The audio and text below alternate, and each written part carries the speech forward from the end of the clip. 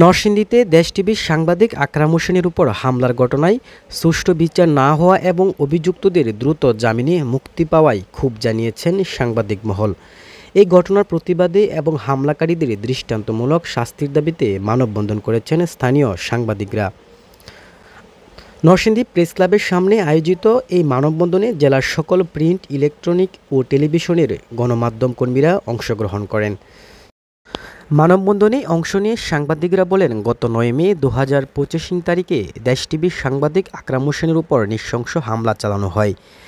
ঘটনার দীর্ঘ সময় পর হামলাকারীদের গ্রেপ্তার করা হলেও তারা দ্রুত জামিনে মুক্তি পেয়ে যায়। এতে হতাশ ও শঙ্কিত আকরাম হোসেন ও তার পরিবার। মানববন্ধনে বক্তারা আরও বলেন, সাংবাদিকদের নিরাপত্তা নিশ্চিত না হলে গণমাধ্যমের স্বাধীনতা হুমকির মুখে পড়বে। তারা দাবি জানান, এই ঘটনা দ্রুত ও সুষ্ঠু বিচার নিশ্চিত করতে হবে এবং ভবিষ্যতে যেন এমন হামলার পুনরাবৃত্তি না ঘটে। তারা সরকারের প্রতি আহ্বান জানান, সাংবাদিকদের উপর হামলা, মামলা ও হুমকির বিরুদ্ধে কঠোর ব্যবস্থা গ্রহণের। গ্রামের উপর হামলাকারীদেরকে চিহ্নিত করে তাদেরকে দ্রুত আইনের আওতায় এনে শাস্তির ব্যবস্থা করুন এবং এর পিছনে কে ছিল সেটা খুঁজে বের করুন। আলামিন হোসাইন, এটিএন বাংলা, নরসিংদী।